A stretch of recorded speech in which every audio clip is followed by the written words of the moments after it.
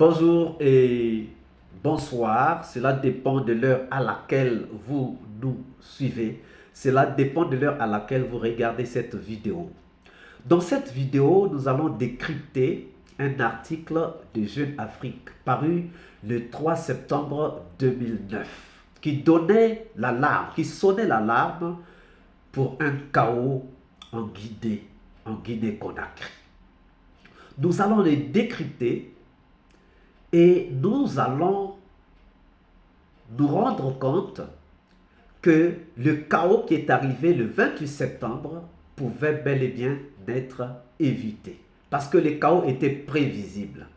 Les sonneurs d'alarme avaient déjà sonné l'alarme pour dire qu'il y avait danger. Alors, cet article s'intitule « J'y suis, j'y reste ». L'introduction dit ceci.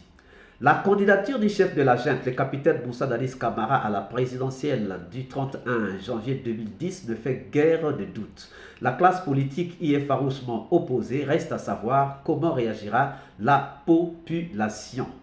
Ça, c'est dans l'introduction.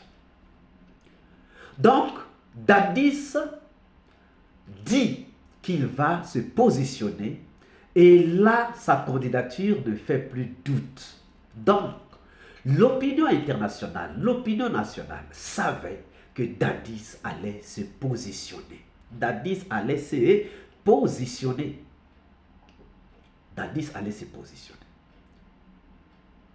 Alors, je vais prendre une autre partie. Une autre partie qui nous dit ceci. Il y a Dadis, c'est une parole de Dadis.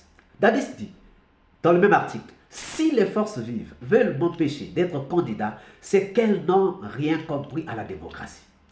Donc, pour Dadis, on ne pouvait pas l'empêcher ou on ne devait pas l'empêcher de se présenter aux élections présidentielles. En le faisant, si les forces vives le faisaient, ça veut dire que les forces vives n'auraient rien compris à la démocratie. Chers amis, cette assertion, cette déclaration se dit que coûte, Dadis devait être candidat. Coûte que coûte, Dadis voulait être candidat. Donc, il n'y avait plus de doute sur la candidature de Dadis. Et pourtant, chers amis, quelque part l'article dit, on va lire toute cette partie, je commence par... alors, on va voir. Il y a 8 mois, Dadis assurait qu'il ne se présenterait pas à l'élection présidentielle et qu'il ne s'éterniserait pas au pouvoir. Ça, c'est la phrase de Dadis, lorsqu'il est venu au pouvoir.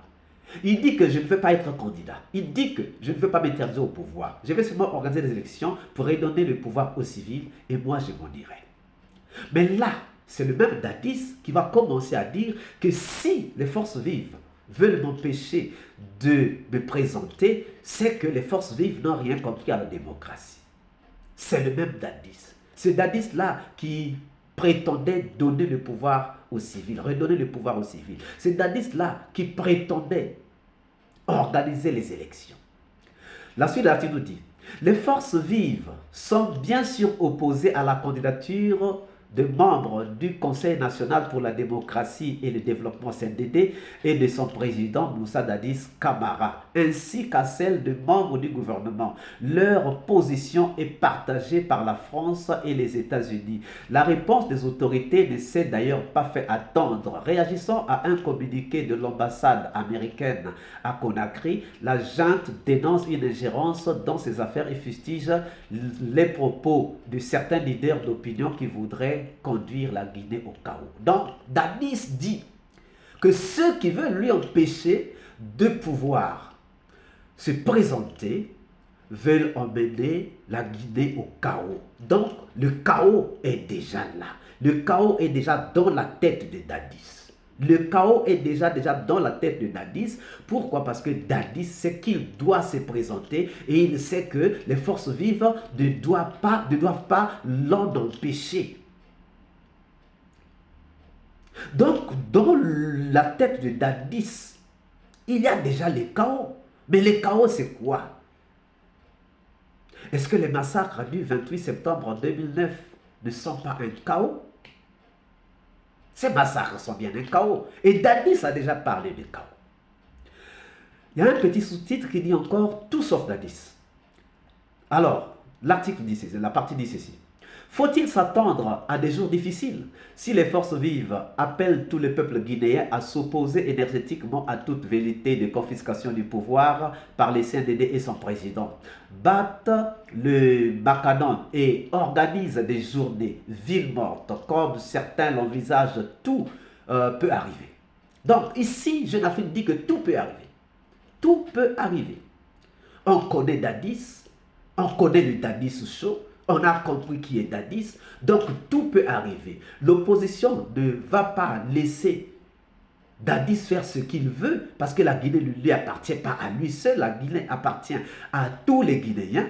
Donc les forces vives aussi se disent, nous allons organiser des villes mortes, nous allons faire ceci, nous allons faire ceci, nous allons appeler tout le peuple à s'opposer farouchement, énergétiquement à la candidature de Dadis. Et Dadis a tous ces échos-là. Dadis, c'est tout ce qui se trame dans les quartiers généraux des partis politiques. Surtout que tous ces partis politiques sont regroupés pour faire front contre Dadis Camara. Donc Dadis sait, il a déjà parlé du complot et il sait qu'il doit se présenter. Donc il se présente tout en voyant aussi le complot. Chers amis, continuons la lecture. Des affrontements avec les groupes de soutien au chef de la junte émergeant ça et là ne sont pas non plus à exclure. Le mouvement Dadis doit rester MDDR, créé à la mi-juillet et dont les apparitions dans les médias publics se multiplient, est pour l'instant le plus visible. Il compte une vingtaine d'associations de jeunes, indique Ali Mané, 39 ans, professeur des lycées et leader du MDDR. Donc ici, en fait, vous voyez que la propagande de Dadis commence déjà. La propagande de Dadis commence déjà. Il y a ce mouvement Dadis ou rien. Il y a ce mouvement Dadis doit rester. Dadis doit rester, qui multiplie en fait des apparitions sur les médias publics. Chers amis, tout ça pour soutenir la candidature de Dadis Camara, et pourtant à côté, il y a le chaos. Et pourtant à côté, Dadis lui-même a parlé du chaos. Il n'y a que du chaos dans la tête de Dadis.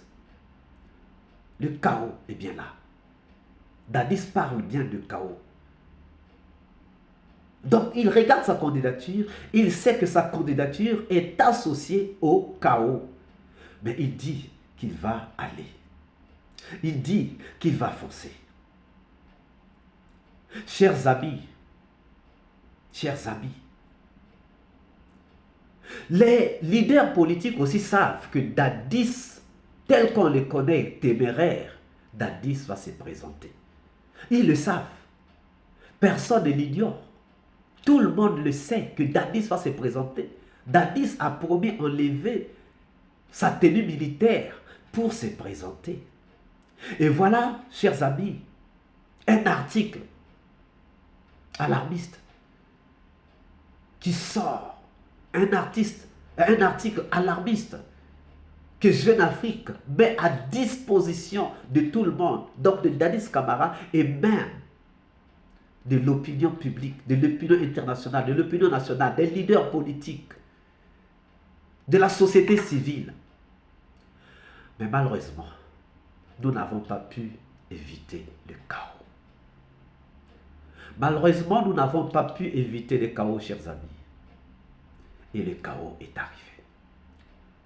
Le 28 septembre 2009. Est-ce que ce chaos ne pouvait pas être évité? Si, ce chaos pouvait être évité. Puisque le chaos avait déjà été annoncé, donc le chaos pouvait être évité. Mais qui a fait que le chaos ne soit pas évité? Qui a fait que le chaos soit arrivé? Chers amis,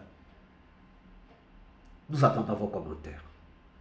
Mettez-nous dans les commentaires ce que vous pensez ou qui vous pensez qui pouvait éviter le chaos. Qui vous pensez qui pouvait éviter ces 157 morts, ces centaines de femmes violées, ces centaines d'hommes blessés? Qui pouvait éviter? Qui pouvait le faire éviter?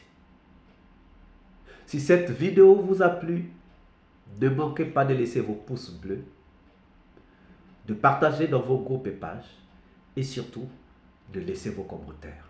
Si vous êtes nouveau sur notre chaîne, nous vous prions de bien vouloir vous abonner et de cliquer sur la cloche de notification afin que vous ne puissiez plus rater aucune de nos publications.